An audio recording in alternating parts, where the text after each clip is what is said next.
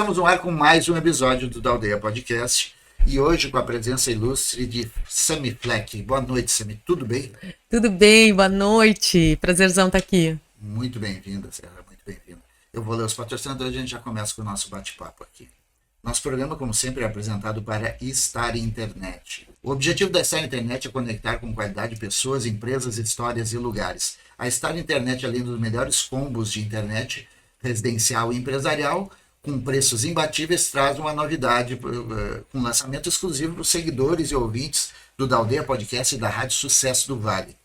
É uma gestão de CRM, né, de gestão de relação com o cliente, que vai juntar todas as tuas plataformas, as tuas, da tua empresa, mais o WhatsApp, mais o Facebook, mais o Instagram, tudo numa única plataforma que você não perca nenhum contato com seus clientes. Então, unindo todas elas numa única plataforma, gestão direta, você não corre o risco de perder nenhum cliente seu, nenhum contato, nenhum pedido de orçamento, não perde nada. Então, essa disponibilidade desse serviço que a Star Internet oferece, de forma exclusiva aqui para os nossos seguidores, com esse lançamento através dos nossos seguidores da Aldeia Podcast e da Rádio Sucesso do Vale, ela está disponibilizando também um atendimento exclusivo, através do 999-719676, que também tem um preço exclusivo para quem entrar em contato e disser que é oriundo aqui das nossas redes sociais. E esse atendimento é feito de segunda a sexta-feira, das 8 ao meio-dia, e da 1h30 às 18 horas, e sábado das 8 ao meio-dia. Além de Gravataí, atende Rolante, Riozinho, Taquara e Santo Antônio da Patrulha. E também aqui o nosso outro patrocinador é a Gold Silver. A Gold Silver é uma empresa que existe há 9 anos no mercado e chegou em Gravataí há menos de um ano. Tem 13 lojas espalhadas por Paraná, Santa Catarina e Rio Grande do Sul. A empresa conta com muita experiência e segurança em avaliação justa para você que quer vender metais preciosos e pedras preciosas, joias e afins. Ela tem uma avaliação que é feita na sua frente, não tem nenhum compromisso. Se você gostar do preço, o dinheiro cai na hora na tua conta, o Pix cai lá na hora. Se você não gostar, vai lá, toma um cappuccino com eles lá e depois vai embora. A loja aqui fica no centro de Gravataí, na Aldeia dos Anjos, na Galeria Aldeia dos Anjos, na rua Nápio Gomes, 1491, no centro de Gravataí, sala 17. Você pode agendar através do WhatsApp, 989-756012, ou através do site goldsilver.com.br. Na Gold Silver é simples, é rápido, é seguro. E por último, aqui não menos importante, aqui o estúdio Gigante do Vale, a Rádio Sul Records e a da Aldeia Produções se uniram para montar a maior produtora de conteúdo da região. Conteúdos para mídias digitais, gravações de podcasts, programas em formatos televisivos, gravações de clipes musicais, músicas, chamadas comerciais, locuções comerciais e materiais para as campanhas políticas. Agende o horário e venha conhecer nossa produtora através do 984-841261. Então, vamos aqui para o nosso bate-papo. Sami, nosso programa aqui ele tem uma premissa. Vou virar a câmera para ti. Nosso programa tem uma premissa que é natural de Gravataí, veio em que momento para cá, sempre foi daqui, conta para nós. Eu sou da fronteira de Santana do Livramento, tchê. Cheguei aqui com 4 aninhos de idade, já fui estudar no Dom Feliciano e de lá para cá fiquei, né? Sou gravataense de coração, não de nascença, mas de coração. Passei a vida toda aqui. Anos, a vida inteira aqui, né? Nem lembro de nada lá. De Santana do Livramento, porque realmente isso aí. É a vida inteira aqui. Essa é uma das premissas da Aldeia Podcast, saber a origem da pessoa. Mas a tua família veio para cá a trabalho? Pois é, veio a trabalho porque na época meu pai passou num concurso público e ele podia escolher onde ele ia trabalhar. E aí ele já pensando, eu com 4 aninhos, ele já pensando na minha faculdade, quero morar perto da capital, né, numa cidade que seja mais tranquila, e escolheu Gravataí. A gente veio de mala e cuia para cá nessa época. Depois a gente só voltou em Santana do Livramento para visitar alguns amigos, comer pancho, um dulce de leite, né? Fazer umas comprinhas no free shop, na época que valia a pena, né? Agora já não vale tanto. Sazonal, tem épocas que tá bom, tem épocas que não vale a pena gastar gasolina até lá, que sai mais caro. É isso aí. Mas eu ia fazer mais perguntas, mas eu vou deixar, vamos falar só de Gravataí. Então. Vamos lá. Já que veio pra cá com 4 anos, não tem nem lembrança de lá. E as lembranças de free shop é as mesmas nossas. Exatamente, mas eu tenho uma lembrança que eu quero compartilhar, porque então, quem é dessa época vai lembrar. Os meninos não sei, né, mas as gurias. Me lembro que tinha uma época que a gente não conseguia importar nada da China, e se a gente quisesse comprar uma coisa importada, tinha que ir pro free shop ou viajar pra Disney, sei lá pra onde. Sim. E eu adorava comprar aquelas borrachinhas cheirosinhas, coloridinha, aquelas canetas de várias cores, os estojos que abriam em várias partes. Eu me lembro que no colégio eu fazia um sucesso quando eu chegava de viagem lá em Santo Livramento. Então, assim, tu tinha um momento que tu ia lá para renovar esse material escolar. É isso aí. Produtos diferenciados, Exato. tinha dificuldade. Isso não aí. era toda a livraria que tinha aqui para vender. Isso, a nossa indústria, né, era muito pequena, muito pobre nesse sentido, né? De importação também era muito difícil. Era muito fechado. Era muito fechado. Trazer alguma coisa da China era uma coisa de outro mundo. Isso, até brinquedo, né? Tu lembra quando a gente comprava brinquedo da Estrela, era caríssimo, tu comprar uma Barbie. Eu, como sou jovem há muito mais tempo do que tu, eu me criei aqui dentro da antiga farmácia Fonseca aqui. E a farmácia Fonseca era representante da Estrela em Gravataí. Eles vendiam brinquedos, vendia bom, vendia cigarro. Sim. Olha a época. Outra época. E então a gente tinha acesso aos brinquedos da Estrela, porque aí o Natal sempre vinha um presente dali, vinha um brinquedinho da Estrela. Isso aí, que beleza. E a diferença da época, né? Hoje em dia, hoje está voltando, as farmácias estão vendendo, tem freezer, estão vendendo bebida, estão vendendo outras coisas, até brinquedos também, eletrônicos. Esses tempos eu comprei um cabo para carregar o celular numa farmácia. Sim, eu acho que com essa história que a gente viveu na pandemia, né, onde muitos estabelecimentos foram obrigados a fechar as portas e alguns considerados essenciais puderam manter o seu negócio aberto, eles começaram a fazer essa expansão do mix de produtos. Exatamente. Né? O que, por um lado, é bom, porque atende a população, por outro lado, é ruim, porque aqueles comerciantes que vendem especificamente esse tipo de produto acabavam perdendo essa oportunidade, né? O horário da farmácia é mais estendido. Eu teve uma época que eu tive farmácia e eu viajei, porque nós tínhamos a Codropar, que era uma cooperativa de proprietários de farmácia. E a gente conheceu outros diferentes aqui do Rio Grande do Sul. Em Goiás tinha farmácia que vendia furadeira. Não precisamos chegar tanto. Mas que bom que tem outros produtos ali explorando, porque o horário de atendimento é maior, né? Mas agora você está falando sobre isso, me lembrei, eu tive recentemente nos Estados Unidos, né? Fiz uma viagem lá para Califórnia, fui para Havaí com meu marido, que é surfista, né, gente? 25 anos de casados, né? 25 anos? 25 anos já. Eu me lembro dele criança, então para mim fica difícil. Lá da 72. E aí a gente fez essa viagem que foi um sonho da vida, né? E aí dele, o irmão mais novo do André. Exato. E o André foi junto com a gente. Foi junto. Até na viagem É a trupe de vocês. A nossa trupe. Isso, é isso aí. A gente curte, né? Compartilhar aí essas viagens de surf dos gurias. Minhas cunhadas são super minhas parceiras também. É uma diversão. Mas lá nos Estados Unidos tem isso aí muito forte, das farmácias. Eu olhar as farmácias, assim, alguns nomes, mas o que aquilo ali é um supermercado? Não, é uma farmácia. E vender absolutamente tudo. Então, se a gente tem essa tendência aqui no Brasil, né, de copiar o que acontece lá fora, ou talvez não copiar, mas seguir, né, buscando uma evolução. Loja de conveniência. Isso. Mas gigantesca, né? Loja de conveniência, e a dispersação de medicamentos nos Estados Unidos é muito diferente daqui. Exato. O remédio ele vai conforme a dose prescrita por médico. A maior parte. Você vai ver aquilo que é vendido livremente, tipo aspirina, tu compra aspirina de 1 grama, um vidro com 100, coisa que aqui não tem. É isso aí. Então o formato é diferente. E mais os medicamentos que precisam de receita, eles são vendidos na exata dose que o médico prescreve. Exato. Então ele é separado, como é uma farmácia de manipulação. Sim, exatamente. E aí eu lembro de uma muito famosa lá, que é aquela CVS, que vende até bebida. Sim. Então é um caminho que está próximo aí. Não é só culpa da pandemia, é uma tendência de mercado, né? Claro. Então acho que vai acontecer muito isso. Falam que os estudiosos do comportamento humano, né, falam que futuramente, muito em breve, a gente vai passar no máximo em 3 lugares por dia. Sim. Então, quanto mais estabelecimentos conseguirem ampliar o seu mix, né, para que as pessoas tenham que passar em menos locais antes de ir para casa e ter toda a sua necessidade atendida, né, isso vai acontecer. Então, é uma coisa que já estão se adaptando. Aqui da minha parte, só vou dizer, eu espero que essa farmácia não volte a vender cigarro. Eu também. E aí realmente é uma forçação de barra. Contradição. Né? Vamos deixar outros lugares para fazer esse trabalho. Mas, Sami, tu é candidata, tu é empreendedora, tu faz uma movimentação toda, tu é candidata a vereadora. Vamos começar sabendo em que momento tu resolve ser candidata. Porque a gente depois vai passar por esse momento teu de empreendedora, de representante das mulheres. Vai ampliar isso agora no Legislativo de Gravataí.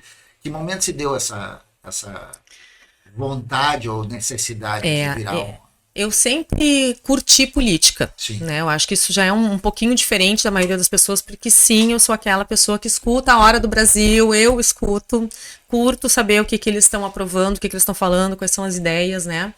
E desde que eu saí da empresa onde eu trabalhei durante 16 anos, que era a Magic Brands, justamente a Free Surf, né? Sim. A marca ali dos guris, eu comecei a empreender e comecei a fazer também alguns movimentos para auxiliar a nossa sociedade aqui, né? Então, comecei a participar da SIGRA, que é a nossa Associação Comercial Industrial de Serviços de Gravataí. Faço parte da diretoria lá, onde a gente trabalha voluntariamente para defender os interesses dos empresários. Claro que eu estava lá em causa própria, porque eu, como empresária, né, empreendedora, queria, né, ter ali os meus direitos, as minhas oportunidades, fazer meu networking, né? E a SIGRA também tem esse papel de nos representar, né, para toda a sociedade, com os governos e tal. E a partir da SIGRA, eu comecei a ter essa noção do que o empresariado de Gravataí precisava. Né? Porque afinal, 8 anos com reuniões semanais, a gente vai entendendo que as demandas são muito parecidas, os problemas são os mesmos, né?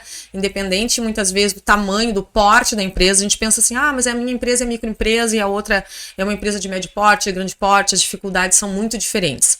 Em algum nível sim, mas em muitas situações as dificuldades são as mesmas, né? Então a gente começou a perceber o quanto a gente precisava ali dentro da SIGRA do poder público. A gente sempre entende, né, a entidade como apartidária, né? Então é uma entidade que tende a não se posicionar partidariamente, mas a gente sempre precisou, sim, muito de um diálogo estreito, junto com o prefeito, com os vereadores, né, com os secretários, os tomadores de decisão aqui do nosso município.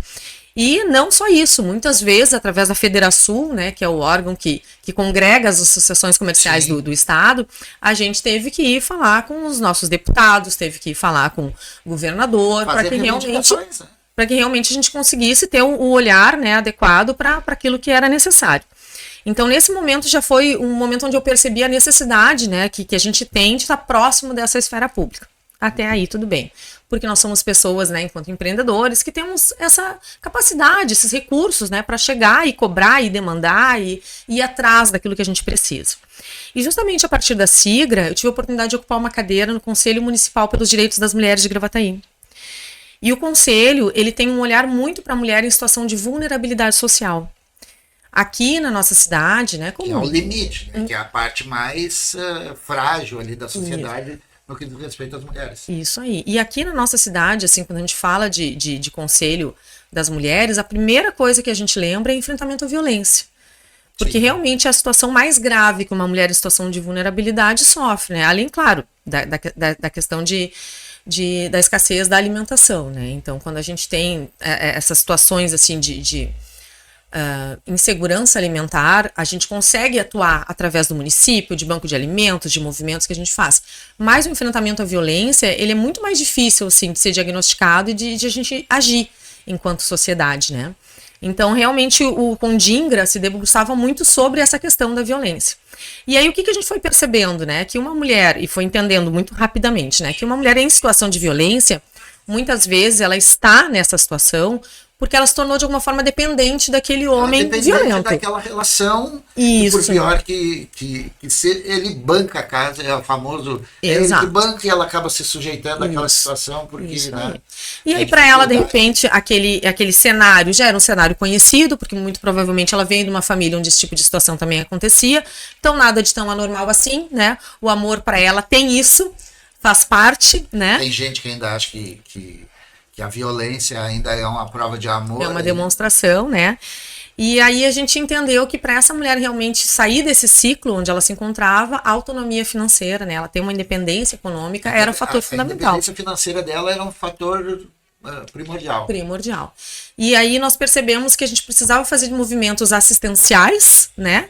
De doar alguma coisa para aquelas pessoas que precisam, mas que principalmente a gente poderia promover momentos onde elas pudessem se qualificar, aprender uma profissão, aprender um artesanato, né, aprender alguma atividade onde ela pudesse exercer ali algum talento que ela tem, alguma vontade que ela tem e que gerasse algum tipo de renda. Porque é um princípio muito antigo, né? Vamos ensinar a pescar em vez de só dar o peixe, porque o peixe acaba, né? Exatamente. Vai lá, vai ajudar. Claro, tem aquele momento emergencial na hora em que está acontecendo o ápice da crise, que tu vai ter que dar um rancho para aquela pessoa, para ela ter o que comer.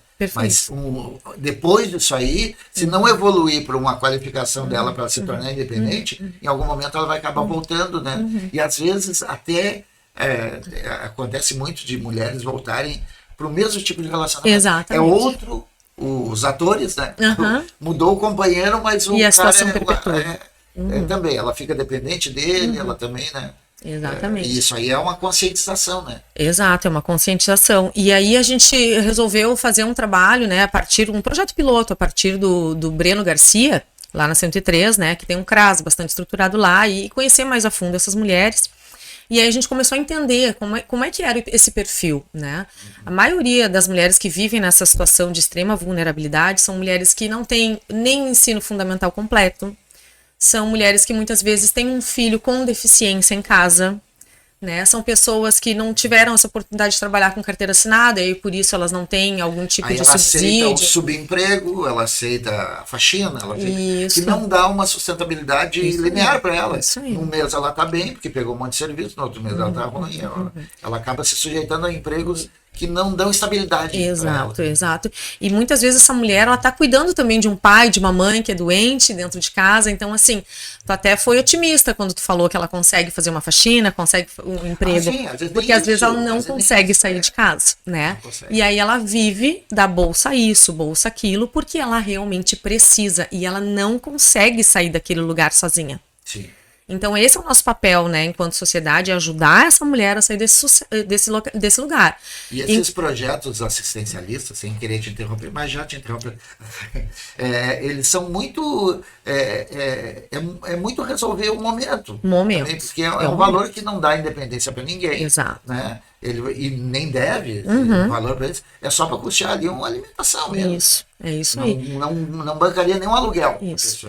E aí tu olha para essa mulher, né, que não tem essa qualificação, que não tem essas oportunidades, e ela tá recebendo aquela bolsa lá, aquele auxílio. E aí daqui a pouco é ofertado para ela uma vaga de emprego, onde ela vai ganhar um valor tão baixo em função da pouca experiência, pouca qualificação, e daqui a pouco ela fica assim, poxa, mas não vale a pena trabalhar? Vale a pena eu continuar aqui onde eu estou. Então a gente fica preso nesse ciclo, né? E é nesse ponto que eu vejo que, como sociedade civil. Uma creche não é o mesmo valor. O valor da creche é o valor que ela vai ganhar. Então, isso, exatamente. Então é um ponto onde a sociedade civil não consegue atuar. Né? É um ponto onde a gente precisa da esfera pública, a gente precisa de políticas públicas para essas mulheres, né? Então, se a gente não pensar isso de forma macro, isso vai se perpetuar. Tu falou agora da questão das creches, né? Uma das coisas que mais impedem as mulheres de trabalhar, de ter um emprego com carteira assinada, bater o ponto direitinho e de prosperar na sua vida, é a falta de vagas para as crianças pequenas. Hoje, aqui em Gravataí, são 2.100 vagas, né? Que faltam. Então, são 2.000 crianças que deveriam estar, né, numa creche. A gente fala creche porque é o termo, né, do coloquial, né, mas é a escola de educação infantil. Sim. E hoje a gente não tem vaga no município. Então o que acontece é que as escolas privadas podem ofertar essas vagas para a prefeitura tem que comprar essas vagas, porém são vagas caras. Né? E a gente tem um outro problema também, que são mais de 100 escolas de educação infantil aqui no município privadas. Porém, menos de 20 são credenciadas, são homologadas pela prefeitura, porque elas não estão em situação regular, de acordo com tudo aquilo que a prefeitura preconiza que elas precisam ter para funcionar. Então tem que fazer uma frente ampla para regulamentar essas empresas, para poderem atender, né? E atender por um preço justo. Tem que regulamentar também essa situação dessas mulheres, para elas terem uma autonomia, para se prepararem para quando conseguir a vaga e o filho puder ficar numa creche, ela ter como conseguir um emprego decente. E se qualificar minimamente, né, para ser inserida no mercado. E é muita coisa que tem que atuar. E o legislativo é muito importante nessa hora. Muito porque importante. Às vezes só um dispositivo de lei ali resolve esse tipo de coisa. Que é um exemplo, a gente sabe que existe uma verba federal para o município comprar vagas em escolas de educação infantil privadas. Porém, hoje, Gravataí não está nem inscrito nesse projeto aí. Né? A gente não está qualificado, não está inserido lá para receber essa verba. Então, é um movimento que isso a gente pode fazer. Então, dinheiro tem, falta é a organização. Exato, falta um olhar muito para isso. E aí a gente entra na questão da representatividade. Porque as pessoas me olham e às vezes atiram aqueles títulos assim, feminista, trabalha pelo empoderamento feminino. Gente, eu trabalho do meu lugar, né? O meu lugar é o lugar de mulher. Claro. E eu sei o que eu passo. E as mulheres sabem o que elas passam. E eu sou uma mulher privilegiada. Eu vivo numa bolha, num lugar onde muitas pessoas né, gostariam de estar hoje e que não conseguem ter acesso, né? Então eu acredito que eu tenha esse desejo, essa vontade de trazer mais oportunidades para essas pessoas poderem vivenciar essas coisas que hoje como é importante são... ter alguns nem vou dizer conforto, mas tem algumas possibilidades a mais, até para te conseguir um emprego melhor, uma situação melhor, um negócio melhor. Né? Isso, e a gente chama de situação de privilégio, o que de fato talvez não devesse ser dessa forma, né? Porque assim, um ensino de qualidade, uma saúde de qualidade, um transporte de qualidade é um direito. É um direito, não é? Todos os cidadãos, né? É só que hoje só quem pode pagar por isso vira privilégio é que vai ter naquele momento só pagando para ter uma coisa um pouco melhor. É isso aí. E então esse é o movimento que a gente tem que fazer, sabe? De olhar para essas coisas que estão acontecendo e perceber que movimento a gente pode fazer. Porque nós, como vereadores, né, nós não podemos atribuir para a prefeitura, né, uma despesa. Agora tu vai lá e constrói um monte de coisas, e um monte de creches, e cria um monte de vagas, e compra um monte de vagas. Não, mas a gente pode articular desde de meios como, por exemplo, buscar verbas federais que possam nos auxiliar nisso, buscar parcerias público-privadas que nos auxiliem, por exemplo, na qualificação dessas mulheres. Então, existem formas. Só que tem que ter alguém que tenha este foco. Exatamente, que esteja lá tentando usar essas ferramentas ou achando formas de usar essas ferramentas. Porque sempre esbarra numa questão. Eu vou construir creche. Não tem dinheiro. Né? Não dá, a gente já está fazendo o que pode, já atende tanto e tal. Né? E aí já está no limite e tal. Mas onde buscar mais recursos? Entendeu? Tem que ter alguém, que nem tu falou, atenta para descobrir, olha, tem uma verba aqui, tem um deputado que pode conseguir alguma coisa lá e tal. E para trabalhar essas ideias, para fazer isso aí acontecer, de verdade. Tem essa possibilidade de desburocratizar esse processo todo de validar as escolas para elas funcionarem. Né? Esses dias eu estava ainda na Coab A e uma amiga me falando, olha, a escolinha que tinha aqui há quase 40 anos, ela fechou. Porque a vigilância veio aqui, ela teve uma denúncia do não sei o quê, ela tem um outro caso e ela não consegue se regularizar. E aí, então, para ela ficou muito complicado, ela fechou. Poxa, eu entendo que a gente tem que primar pela qualidade, né, do ambiente, da estrutura. E essas normas e regras são para isso. São para isso. Embora essas mesmas normas e regras, elas não sejam aplicadas na escolinha que é pública. Porque a gente sabe que, teoricamente, ali a legislação é a mesma, a regulamentação é a mesma, mas a fiscalização é totalmente diferente, né? Para o privado é muito mais severa essa fiscalização do que para o público.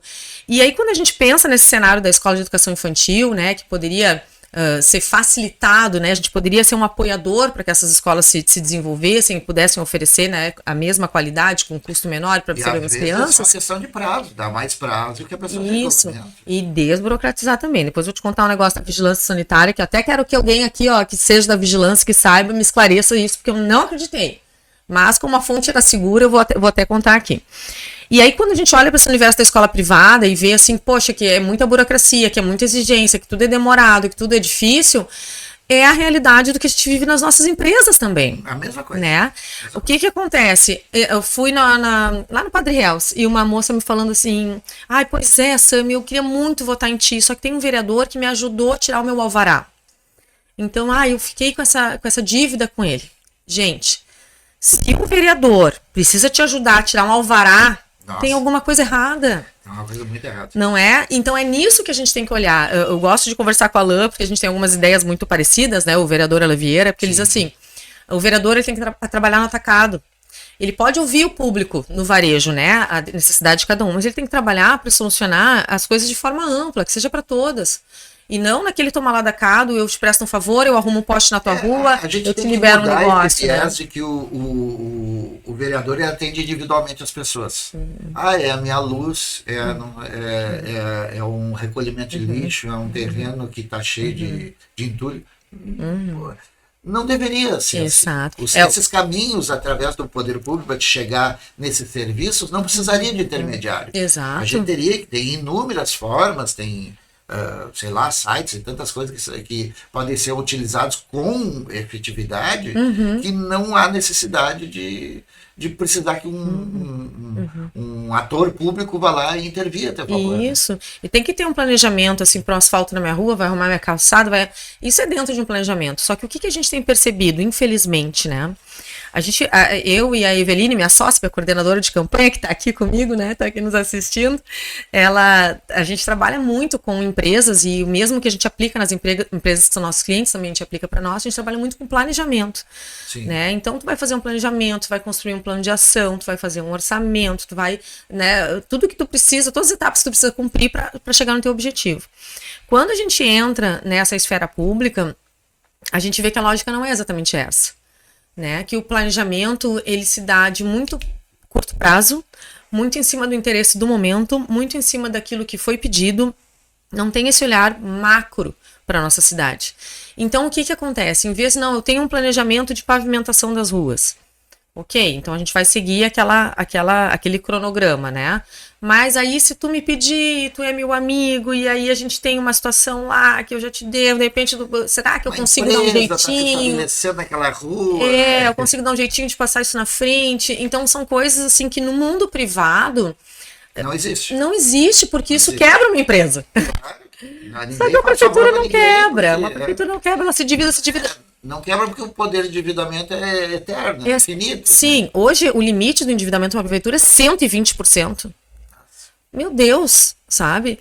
Sendo que a gente sabe que uma prefeitura que tem 40%, 50%, ela já é uma prefeitura que já não consegue progredir. Né? Que ela vai ficar os próximos anos só pagando conta sem conseguir fazer investimento.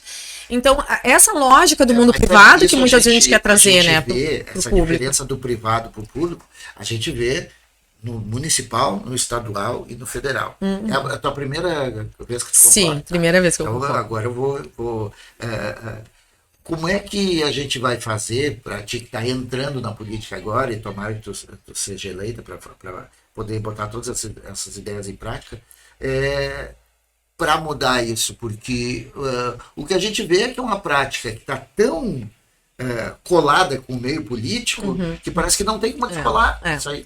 Né? Eu acredito verdadeiramente, Eduardo, que assim, nada resiste a um bom projeto. Porque um bom projeto, ele traz benefício para todos. Todo mundo quer ter ali, ó, sua assinaturinha de aprovação num projeto que transformou a cidade, que deixou um legado, que marcou. A gente fala sempre que o filho bonito tem muito pai. Exatamente. Todo mundo quer ser pai e mãe do filho bonito. Exatamente. Dá certo. Então eu acho que parte daí, sabe? Eu acho que se a gente consegue construir bons projetos, ter boas propostas, ter uma articulação também política ali para que as pessoas consigam enxergar que aquilo é benéfico, que vai ser bom para ele, que vai reverberar positivamente por muito tempo aqui na nossa cidade, eu acho que a gente consegue sim ir avançando devagarinho em projetos que estruturem mais a nossa cidade, né? Em coisas que realmente vão fazer uma diferença maior. E aí eu acho que a gente vai indo através das ações. Outra coisa importante é a gente ter renovação na Câmara de Vereadores. Porque não vai haver mudança se a gente reeleger 16 dos mesmos 21. Se tu acha que tá bom, vota de novo no mesmo. Sim, você tá satisfeito, né? Tá satisfeito? Né? A pessoa fez bons projetos, ela conseguiu trazer melhorias para tua comunidade, atender os... Segue no mesmo. Se não, muda. Eu tenho ouvido agora em campanha cada justificativa para voto que eu fico chocada. E que bom que eu tô aqui hoje, que eu posso falar isso, falar tudo o que eu penso. Porque daí as pessoas me dizem assim, Sami, que legal que tu tá candidata, né? Acho muito importante, eu como mulher, ter mais mulheres lá nos representando, mas assim, ó, eu vou votar lá no fulano lá, que é do meu bairro, porque assim, ele tá indo pela terceira vez, eu sei que ele não vai ter chance. Mas ele é muito meu amigo, o cara, tu vê, ele é gente boa, ele, mas assim, eu tenho que... É que ser amigo é o pior dos motivos de votar em alguém. Exatamente. Né? Tu diz, ele é meu amigo, mas é muito competente, ele faz, ele resolve. Exato. Ok, porque né? Tu votar em amigo, tu votar em parente, é legítimo. Tu tem que votar em pessoas que tu confie. Claro. Mas assim, qual é a proposta dessa pessoa para a cidade? Ela quer só se ajudar, ela quer um emprego, ela quer um status, ela quer um reconhecimento, e é por isso que ela vai para a Câmara? Ou ela tem uma intenção realmente de fazer algumas mudanças e que para fazer essas mudanças ela já tem que ter tido um mínimo de caminhada, um mínimo de contato com esses lugares onde ela quer atuar. Porque senão ela vai chegar lá despreparada, sem articulação, sem projeto. Eu mandei para várias pessoas as nossas propostas, né, de campanha aí, as nossas propostas para o governo. E teve pessoas que me retornaram assim, nossa, mas que legal, é quase uma proposta para prefeita, você está pronta para ser deputada. E isso foi nos surpreendendo, porque eu e a Eveline disse, olha assim, como assim? Não são todos os vereadores que têm uma proposta de 10 páginas? Isso era para ser o mínimo, né? Você tem entendimento. Não, né? Eu pergunto para pessoas, qual é a causa dessa pessoa em qual tu vai votar? Ah, a causa é o partido é o mesmo teu. Eu digo, mas o que ela luta, assim, o que ela defende? Ah, a pessoa é muito da cultura. Ah, da cultura. E aí tu fica assim, poxa, né? E eu acho que é a hora da gente fazer o meia-culpa também, sabe? A gente vê nos jingles, falando pela saúde, pela educação, é por tudo. É por tudo. É pela causa animal, é pelas mulheres. E assim, o vereador tem que ser por tudo, porque ele vai legislar para quase 300 mil habitantes. Não adianta eu dizer assim, eu sou a Sami Flack da Corcunda, me elejam porque o Recanto da Corcunda vai melhorar. Eu não posso pensar só no meu umbigo, porque só tem 21 cadeiras para legislar, para fiscalizar a prefeitura, para representar uma população de quase 300 mil pessoas. A gente tem 21 cadeiras hoje na Assembleia, já estou te botando de deputado. Isso aí já é Foi uma premonição, eu acho. Não, na Câmara de Vereadores de Gravataí, e só 2 mulheres. Só 2 mulheres. Mas as mulheres são 55% do eleitorado. Exatamente. Como é que tu pretende fazer esse percentual maior de mulheres que tem, reverter o voto e fazer enxergar essa necessidade de ser melhor representado, ter uma mulher representando as mulheres. É isso aí. Eu acho que esse trabalho a gente já começou há muito tempo. Eu falo a gente porque eu incluo a Eveline aqui comigo, né? Porque em 2016 nós começamos a ministrar cursos para mulheres, exclusivo para mulheres, porque a gente entendia que as mulheres precisavam compartilhar de algumas coisas que eram exclusivas desse universo feminino. E a gente foi entendendo um pouquinho mais esses comportamentos, e depois foi criando movimentos empreendedores, né, exclusivos para apoiar os negócios femininos, para que as mulheres se desenvolvessem juntas, se unissem, crescessem. Então, de lá para cá, a gente conseguiu impactar de uma maneira positiva milhares de mulheres aqui em Gravataí. Vou dar só um exemplo. A gente tem um exemplo assim que eu acho que é o mais famoso, né? Que eu acho que a gente pode citar aqui. Todo final de ano, há 5, 6 anos, a gente faz um evento de confraternização só para mulheres na W Hall, chamado Noite da Virada. É uma noite onde a mulherada vai toda de branco, toda linda, maravilhosa, e vai celebrar junto de outras mulheres, né? Muitas nem são empreendedoras, mas pretendem ser, ou se veem como tal, porque a gente pode empreender até dentro de uma empresa, né? Se a gente inovar, se a gente, né, buscar coisas importantes ali, a gente pode ser um intraempreendedor. Então, a gente conseguiu realmente trazer a atenção das mulheres para esse ponto de que mulheres unidas dá certo. Funciona, é legal. Juntas elas se apoiam, elas se fortalecem. A gente já trouxe aqui no programa vários desses movimentos femininos que deram muito certo, que renderam muitos frutos. Exatamente. Né? Outros começando a acontecer agora. E se a gente for olhar para trás, né, antigamente os movimentos femininos eram muito voltados assim a clubes de mães, né, as confrarias, que são importantes, que têm seu valor, porque eu digo assim, quando a mulher se reúne com outras mulheres, né, ela encontra uma rede de apoio, ela se empodera, elas validam umas às outras, né, elas curam o seu feminino, que de alguma maneira, né, historicamente, assim, na nossa sociedade é tão ferido, né. Então tem muitos movimentos que sempre aconteceram, as mulheres sempre gostaram de trabalhar em grupo. Mas aos poucos foi sendo introjetado na gente que não funcionava, que as mulheres juntas puxavam um tapete uma da outra, que elas tinham inveja e tudo mais. E eu acredito que isso tenha sido desconstruído, né? Venha sendo desconstruído há muito tempo, e por nossa parte, nesses movimentos que a gente faz, onde a gente agrega muitas mulheres, a gente conseguiu fazer com que elas vivessem isso. Tem uma situação muito interessante ali na SIGRA, que é o núcleo de mulheres empreendedoras da entidade. Então é um núcleo que existe há muitos anos, que são mulheres que se reúnem a cada 15 dias para falar dos seus negócios e de outras coisas da sua vida, né, para se fortalecer, para trocar experiências e para fomentar ali justamente as empresas. Então a gente tem muitos cases de grupamentos femininos, de iniciativas femininas que funcionam, onde as mulheres param de se ver como uma concorrente e começam a se ver como associadas de alguma forma, né, em busca de um mesmo objetivo. Mais uma pessoa para agregar, para somar, com fazer parcerias, né? Então, Nós aqui no primeiro programa dessa temporada, desse ano de 2024, depois que a gente ganhou o podcast do ano, que foi legal. a Cris da Sigra, que era, Sim. ela recente tinha saído, né, que ela era presidente, até a gestão, a gente iniciou o ano com ela. É E isso a maioria dos nossos convidados durante o ano foram mulheres, todos. Isso. Com a Confraria das Mulheres lançou um livro aqui, então, o pessoal do Downshot no Preconceito, que a maioria Sim, mulheres ali exato. também estiveram aqui no programa. Sim. A abertura daquela semana da conscientização foi aqui conosco, então a gente tem apoiado Exato. vários desses movimentos aí e quer continuar a Sil e a Silvia também, que do movimento negro com as mulheres lá também Isso. já esteve aqui, então a gente está fazendo a nossa parte porque E a gente olha- vê que funciona. E olha que interessante, né, Eduardo? Quantos movimentos tu citou aí que são capitaneados por mulheres, né? Sim. Então a gente sabe que a mulher tem esse olhar para o coletivo. A gente tem uma parceira muito grande aqui do programa, que é a Daniela Fernandes, que tem o Para Melhorar, que faz a rodada de negócio, Isso. que a gente faz parte, a gente... Lá no Bar do Lado no Bar do acontece Lado, a também. gente produz conteúdo junto com ela aqui. Sim. Vai vir uma série de pessoas que Sim. se encontraram lá e vão fazer parcerias e o programa vai mostrar essas parcerias aqui. Então são movimentos muito fortes que geram muito valor para todo mundo, né? Isso. E é de extrema importância. É isso aí. E eu acho que então, a partir desses movimentos todos, né, que a gente tem vivido, presenciado, e muitos deles a gente promovido também, a gente conseguiu mostrar para as mulheres, né, e aprendeu muito com isso também, né, de quanto é positivo Gente, valida a ideia, gente né? estar com Ó, outras funciona mulheres aqui. e de quanto a gente é competente e pode chegar lá. Então, eu acho que nesse sentido a gente já avançou muito.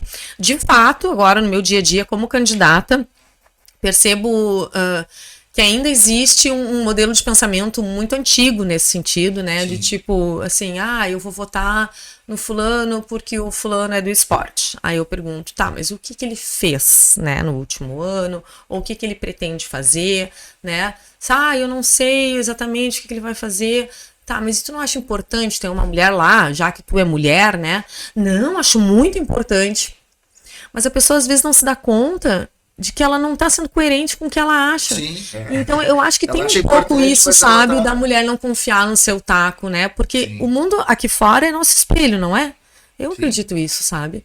Então, se de repente ela se enxerga, né? Uma mulher que de repente naquele momento não se sente preparada, porque a gente sempre fala da síndrome do impostor, né? Que é uma coisa que muitas mulheres vivenciam, né? De achar que nunca são preparadas o suficiente, nunca estão prontas o suficiente para um determinado desafio. E a gente sabe que hoje a mulher estuda muito mais do que o homem, ela se qualifica mais do que o homem, Não, a mulher ela é mais é mais detalhista, inteligente que o homem, né? lá no Ela geral. procura fazer as coisas, né, com maior comprometimento. Então, só que ainda existe essa coisa da menos-valia.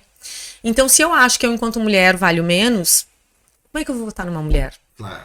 Né? Então, é uma luta que a gente ainda está Quando na verdade é o batalhando, contrário, eu né? voto nela mesma, né? É um voto Eu nela tô me mesma. validando aqui, dessa mulher que vai me Exatamente. representar. E dentro dessa pauta, Eduardo, só para a gente fechar esse assunto das mulheres aqui, que realmente é um assunto que onde eu me estendo, porque é uma das minhas principais pautas, né? Eu assumi um compromisso público essa semana, é uma coisa que a gente já tinha desenhado há muito tempo, né? Mas no gabinete de vereadores, a gente pode contratar 5 pessoas, né? 3 cargos de confiança, de livre indicação, livre exoneração, e 2 estagiários. No meu gabinete só trabalharão mulheres. Porque eu tenho plena convicção de que existem 5 mulheres e muito mais com total competência para estar trabalhando dentro do gabinete, fazendo o melhor trabalho possível. E dessa maneira, além de oportunizar mais espaço para as mulheres, eu também coloco elas dentro desse universo da política, né? Dentro desse universo público. Que eu acho que esse é o E quem caminho, tem sabe? Que é uma vontade puxando já a pode outra. daí começar uma caminhada na política. Exato, exatamente. Deixa eu só ver aqui quem é que tá de casa. Vai lá, vai lá. A Sônia Maria. Ai, que legal, a Jennifer Sônia. Santos. Deixa eu ver quem mais. A Muito doutora Lídia bom. Soto está nos acompanhando aqui na audiência, aqui, com o esposo dela na audiência. Quem mais bacana. aqui? Adriane Duarte. A Dairec lá de Gramado. Boa noite, Daí também. Legal. Deixa eu ver aqui quem mais aqui. A Zuleide Kruger, Paulo César Kruger, a Clair Andrei Jorge, já tem bastante gente na audiência aqui. Ah, mais, que bacana. Deixa eu ver aqui, tem mais aqui. Mais aqui. São centenas. Ah, que beleza. O José Igliardi, aqui botando o teu número aqui de candidato. E O 15.500. André, o meu querido amigo André. a Laira Santos, deixa eu ver quem mais aqui. O Alan Vieira, obrigado, Alan, um abraço. O Douglas Torraca, nosso colega aqui, jornalista. A Evelyn Tomasi, Ricardo Angliage também aqui. O pessoal comentando aqui, participando do programa. Um rapaz que eu acho que tu conhece, o Felipe. Conheço bem. Então o pessoal está na audiência aí comentando o programa.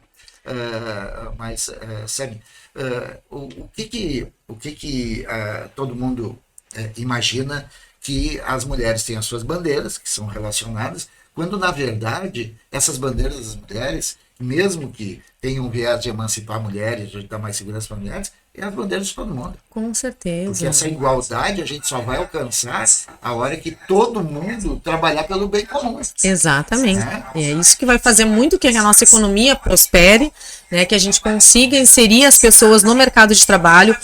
Porque se tem uma coisa... Aí. Consegue desligar? Ao vivo a gente tem essas coisas, né? Tá tudo certo. Ao vivo, estamos ao vivo. É isso aí. E o que a gente percebe, assim, nessa relação de inserir mais a mulher, né, na sociedade, no mercado, nos espaços de decisão, né? Ela é tão importante porque vai fazer com que a sociedade como um todo se desenvolva. Toda a sociedade. Né? É ganho para todo mundo. Então, não é uma questão de olhar só para um lado. Eu gosto muito do termo equidade. Porque eu acho que esse é o momento que nós estamos agora. Mais importante do que igualdade. Isso, porque neste momento a gente precisa colocar um degrauzinho, dar um pezinho. No meu tempo a gente falava dar um pezinho, né? Dar um pezinho para a mulher, para que ela consiga chegar num patamar onde ela possa realmente competir com os homens, né? E rompendo essa barreira de que, olha, o que era o lógico? São 50 e poucos por cento, 55% de mulheres. O percentual de mulheres eleitas seria no mínimo igual, no mínimo exato, 50%. Exato. Para ter aquela efetiva representatividade. Claro, que a gente não está querendo dizer que um homem não pode ir lá e defender os direitos das mulheres. Sim, pode, com certeza. Não é isso que está em colocação, mas por representatividade, pelas necessidades que não tem como a gente não vive, não está na pele do exatamente. Outro. E por que isso acontece muito também, né, Eduardo? Só em 1932 aqui no Brasil que a mulher teve direito ao voto. Até 1965, para uma mulher abrir uma conta no banco, por exemplo, ou para ela poder trabalhar, o marido precisava autorizar, ou o pai. Também porque nem CPF ela tinha, né? Só votava com autorização do marido. Com autorização. E se ela fosse viúva ou solteira, ela tinha que provar que podia se sustentar. Exatamente. Então, e os analfabetos não votavam e as mulheres quase não estudavam, só estudavam em casa. Sim. Então, quer dizer, se a gente junta... Eu estou repetindo um discurso que eu ouvi de uma política muito antiga. E é isso mesmo. Eu não posso citar ela agora, porque ela fez um trabalho aqui... foi separado aqui, mas eu ouvi e estou repassando, claro. O dado é o mesmo. Sim. E se a gente tirar disso aí, que isso aí tem 90 e poucos anos só de história do voto feminino, a gente tira ali o período da ditadura militar em que ninguém votava em ninguém, então quer dizer, a mulher votando mesmo efetivamente é muito jovem. Muito cedo, é muito recente, muito né? Recente. E se a gente for olhar, vamos pegar cada um e olhar para sua família, tá? Claro que cada situação é uma situação, mas em geral... A minha mãe foi uma mulher que sempre trabalhou, né? Ela sempre empreendeu, ela sempre vendeu os produtos dela, teve os negócios dela, né? Meu pai sempre apoiou que ela tivesse essa independência, essa autonomia, ajudou ela a montar os negócios, tudo bem. Mas da minha avó para trás, nenhuma mulher trabalhou nas famílias assim, de ter carreira, de fazer uma faculdade, de ter uma formação, de montar um negócio. Então, a gente está falando de 2 gerações atrás... De mulheres que não estavam no mercado, que não estavam participando de forma integral da nossa sociedade. Então, talvez a geração da minha mãe... Não eram nem ouvidas, né? Exato, a geração da minha mãe, da tua mãe, das nossas mães aqui, talvez tenha sido a primeira geração que em larga escala, que realmente se colocou no mercado de trabalho, e principalmente falando das mulheres numa situação de classe média, digamos, para cima, né?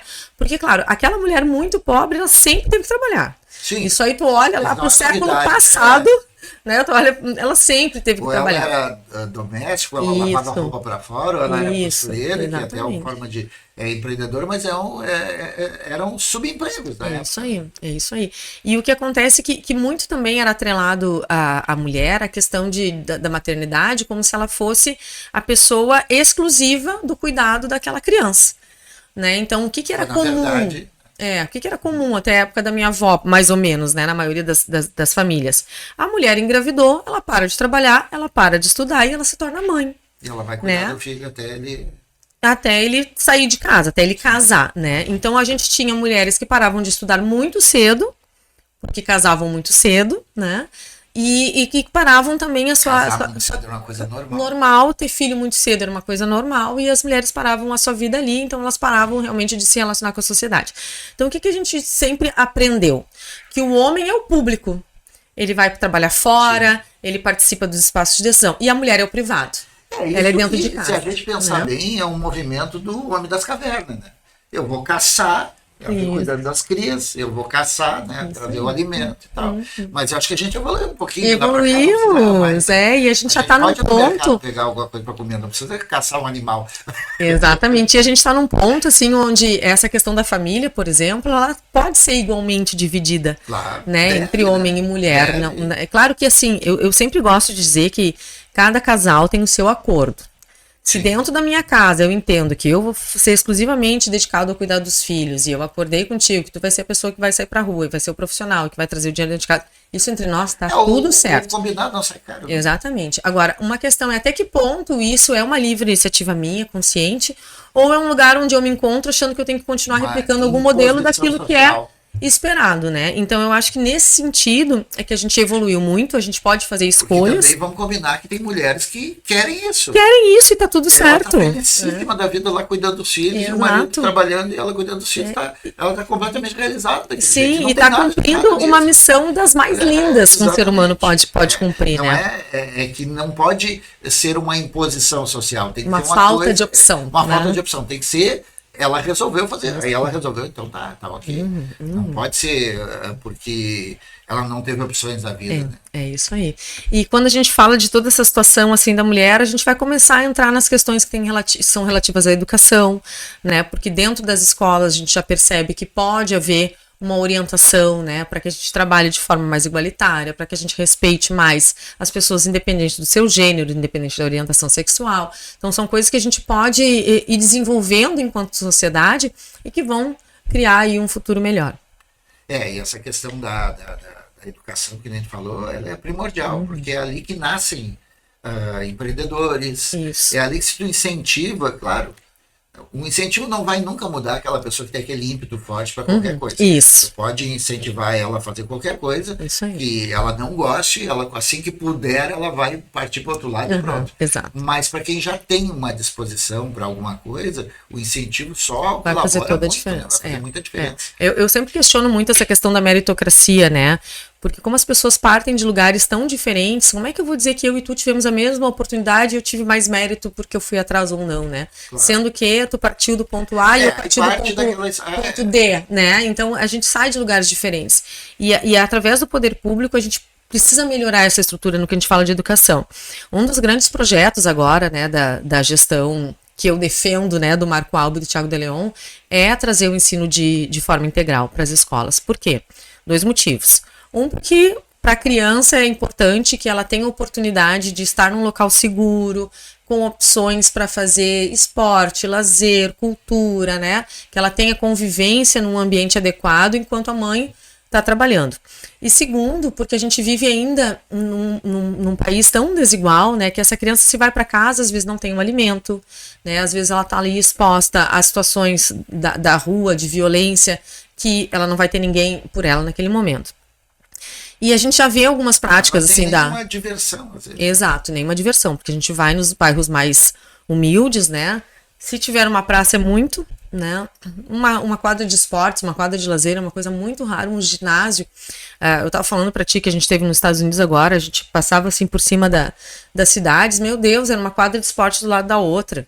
Tipo, aqui é uma coisa muito de gente rica, sabe? Que tem uma oportunidade de ter um clube, ter uma quadra de esportes. Né? condomínios. Então, a melhor forma da gente dar esse acesso para as nossas crianças é dentro da escola, né? Só que, então existe esse projeto. Lá também, porque a praça, a gente sabe, né?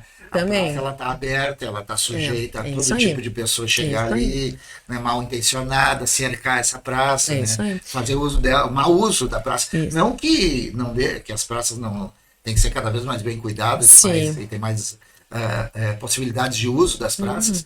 Mas a gente sabe que é um lugar aberto, é público, né? É isso aí. E a gente teve daí conversando com algumas mães lá no Morro do Coco, né? Onde já existe uma escola que tem educação em turno integral. Só que o que acontece?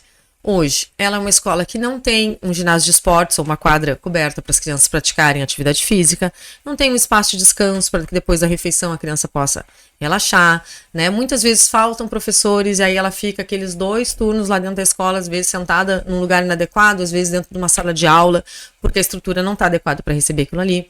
A alimentação é muito precária. Muitas vezes chegam alimentos que não estão adequados ou chegam numa variedade inadequada para compor. Então, quando a gente vai pensar no ensino integral, o furo é muito mais embaixo. Sim. E a gente precisa pensar. Uma escola não é para ser um depósito de criança, né? Para criança ou adolescente ficar ali o dia inteiro enquanto a mãe trabalha. Mas tem que ser um ambiente onde essa criança possa se desenvolver com qualidade. Para que ela se desenvolva com qualidade, além de pensar em toda essa estrutura, em todo esse macro sistema que envolve, a gente precisa também valorizar o professor, né? Claro. Porque muita gente fala, porque o professor bota atestado, o professor não vem, o professor falta, e a gente vê muito isso acontecendo, né? Só que ao mesmo tempo a gente vê que existe uma desmotivação, né, por uma falta de valorização. Aí a gente não entende o que veio primeiro, se foi o ovo ou a galinha. Então esse olhar que a gente tem que ter. E eu penso assim, qualquer projeto que a gente vai fazer enquanto vereador, a gente não pode olhar para as coisas de forma simplista e rasa. A gente tem que entender o comportamento das pessoas, como aquela comunidade lá se movimenta, qual que é a dinâmica daquele grupo, qual é o entorno, o que isso implica, porque antes da gente querer inventar a roda e fazer grandes inovações, a gente precisa fazer o básico bem feito. Hoje a educação de qualidade em ensino integral, ela é urgente, porque as crianças ficam rolando muitas vezes, porque as mães precisam trabalhar, não tem rede de apoio, não tem quem deixar. Hoje as escolas de educação infantil precisam acolher mais crianças, porque são crianças em idade que elas não conseguem ficar sozinhas, nem rolando na rua. Não tem como. Então, que ficam, às vezes, aquelas mães, aquelas famílias cuidando daquelas crianças. Então, são coisas que são urgentes, mas que a gente nunca vai poder olhar para isso de forma superficial. Porque ela vai ter uma série de outras questões que vão se desdobrar. Então, a gente tem que olhar de forma ampla. Então, eu acredito que nenhum projeto que um vereador vai fazer vai funcionar de forma individual. Eu acho que a gente sempre tem que transversalizar muito essas propostas, né? Vai envolver diversas secretarias, vai envolver parcerias públicas privadas, vai ver onde é que esses modelos estão funcionando. Outro envolve meia dúzia de secretaria. Exato. Não é só a Secretaria de Educação, a Secretaria de Obra, é a Secretaria de Lazer, a Secretaria lá até a do Turismo vai estar envolvida. Porque se tu não inserir essa criança em uma série de atividades, não tem, por mais que tenha quadra de esporte, tenha um monte de coisa, ela tem que estar inserida em outras atividades. Exatamente. Senão não adianta, porque nem tu falou, vira um depósito de criança. Isso. Se tu não vai lá e não cria várias atividades até fora da escola, com parcerias, até público-privadas, se tu não criar isso aí, vira é uma escola que ficava meio turno dentro da escola guardada, né? E ela vai ficar guardada 2 turnos. Exato. E aí não tem proveito nenhum para a criança. E dentro desse aspecto da escola integral, a gente vai um pouquinho atrás também, que é uma coisa que é uma conquista que o nosso município já teve, né? Que é de dar o uniforme para a criança ir para a escola, que é de dar o material escolar adequado, né? E de promover para ela também que ela atualize as suas disciplinas. Tem um projeto que o Thiago de Leon está trazendo, né, junto com o Marco, que é de educação financeira nas escolas. Que vai ao encontro disso que a gente falou, né? Pô, as pessoas querem empreender. Hoje, a gente vê que a criança, ela vem com esse ímpeto, né? A minha filha vende bijuteria, vende lapisinho, vende papelaria na escola. É uma vendedora, assim, que... Eles gostam disso. Comercial do Daldê Podcast. Eles gostam. Por que a gente não aproveita isso e começa a ensinar eles a lidar com dinheiro? Começa a ensinar eles a empreender. Porque são pessoas que daqui a pouquinho estão vendendo um brigadeiro, estão vendendo ali um trabalhinho que eles fizeram e já estão vendo aquele dinheiro entrar, já estão, de alguma forma, né, entendendo o valor que isso tem, como é que isso funciona, e são pessoas que vão ficar muito menos suscetíveis a ter um emprego ou não, ou uma oportunidade que alguém dê. É pessoas que começam a criar oportunidades, que começam a inovar e daqui a pouco estão ajudando em casa também, quando crescem um pouquinho mais, né? Então, eu acho que isso tudo é bastante importante. E principalmente ajudando elas mesmas. Exatamente. No desenvolvimento delas. E para que a prefeitura tenha condições de fazer tudo isso que a gente quer que ela faça no município, né? A gente precisa de uma boa arrecadação. E uma boa arrecadação parte de um bom desempenho das empresas que aqui estão instaladas. E além disso, de trazer mais empresas, né, que possam se instalar aqui e que possam enriquecer ainda mais o nosso município, né? A gente sabe o que era Gravataí antes da GM e o que é depois da GM. A gente sabe que a gente está numa localização geográfica super privilegiada. Virou um polo logístico, virou um polo metal mecânico, virou um polo de... Isso aí. Até de startups, até também. Sim, sim. A gente teve aí essa vocação metal-mecânica, né, que ainda é muito presente aqui na nossa cidade, mas a gente entendeu o poder da logística. Exatamente. Que é alguma coisa que se fez muito óbvia depois de toda essa abertura de mercado, né, depois de toda essa facilidade que a gente tem de fazer num lugar e levar para outro. E Gravataí é muito privilegiado nesse sentido. Então a gente não pode mais perder a oportunidade de trazer empresas para cá. A gente precisa vender a nossa cidade. Só que o vender a nossa cidade não é a la louca.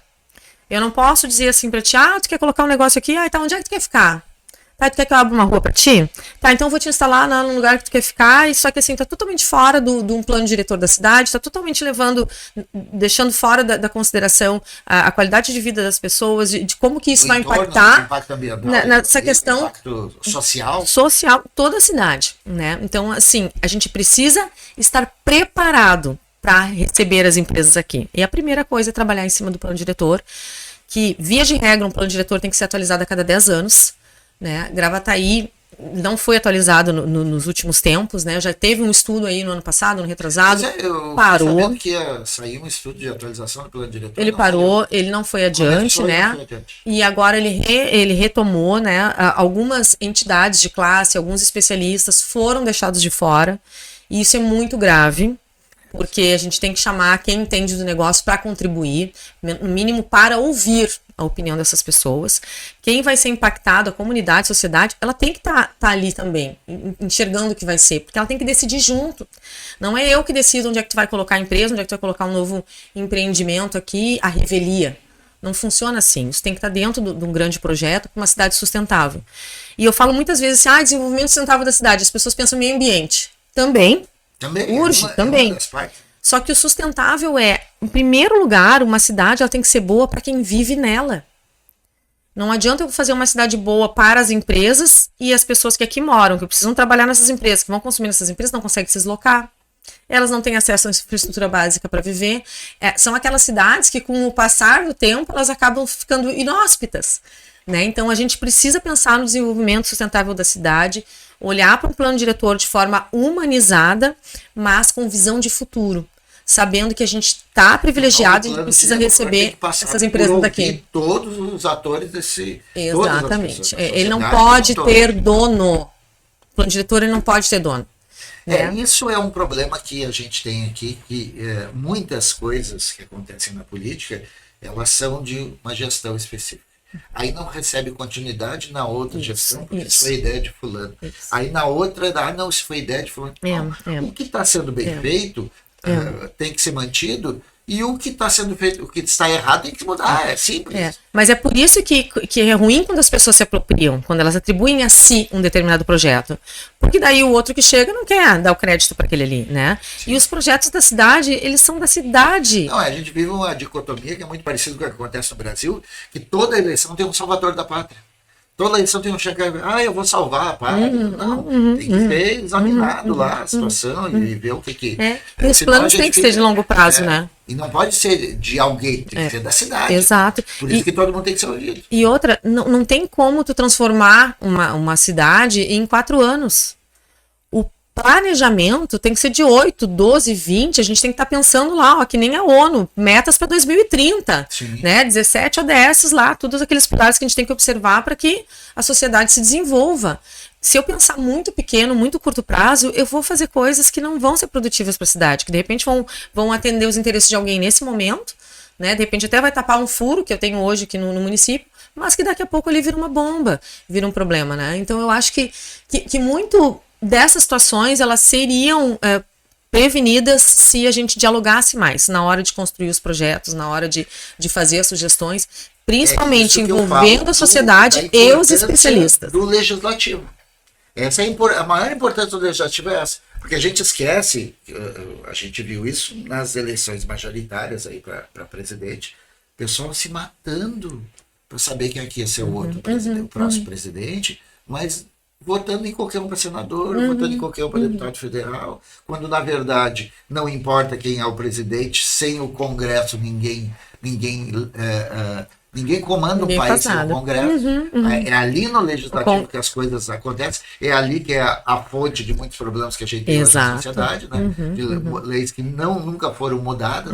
A importância do legislativo é muito maior do que a eleição para presidente. Concordo, ou até para totalmente. prefeito da cidade. Um legislativo qualificado, uma Câmara de Vereadores qualificadas, ela sim muda uma cidade. Sim. Muda que nem estou falando, a longo prazo, em projetos, entendeu? Porque ela pode impedir, pode tirar um prefeito, né? É só querer, só... Uma coisa que eu acho interessante é que assim, as pessoas vivem no município, né? Sim. A gente vive aqui, então é muito importante que a gente saiba o que está acontecendo aqui, que a gente tem responsabilidade com o nosso voto.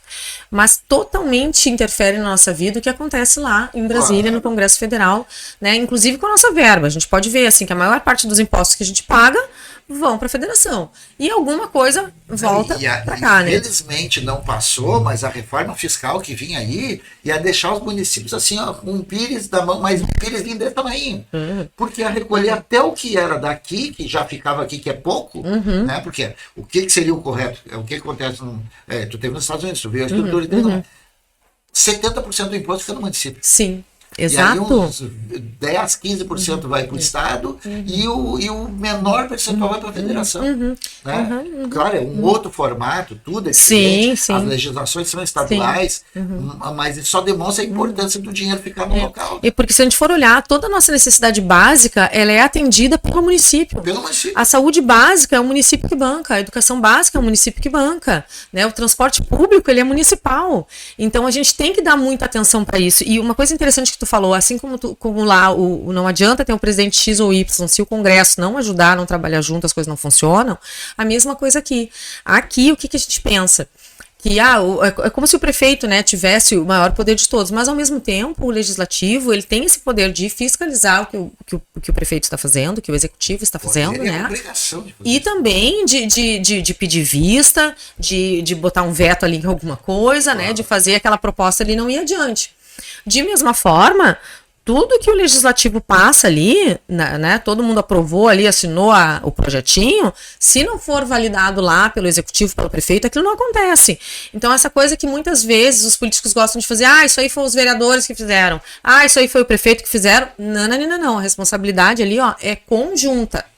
E outra coisa que acontece a nível municipal e a nível nacional também, que eu acho extremamente prejudicial, é essa coisa da oposição em situação. Se o projeto é bom, mas é da oposição, eu vou tender a não olhar com bons olhos, vou tender a não aprovar.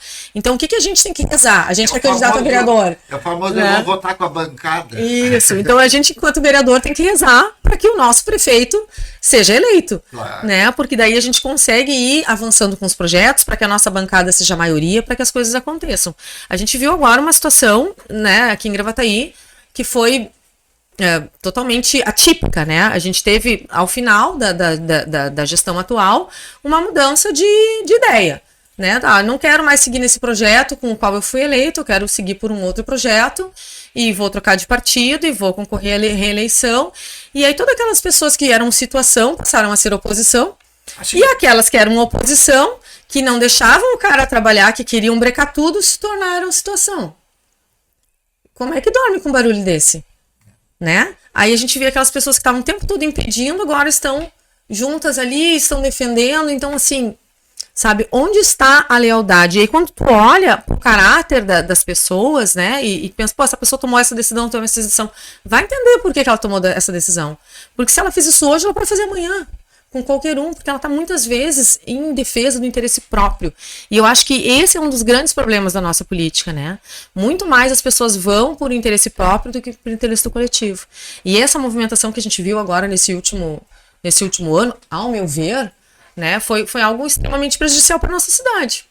Né? A gente viu um monte de coisas aí acontecendo de uma maneira que não era a mais adequada, porque houve esses rompimentos, houve essas mudanças de lado, houve essas, né, e que eu acho que ninguém ganhou com isso. Então eu espero que agora a gente bote a mão na consciência, que a gente vote direitinho. Esses rompimentos, essas coisas assim... Sempre há quebras, né? Sempre há perdas. Perdas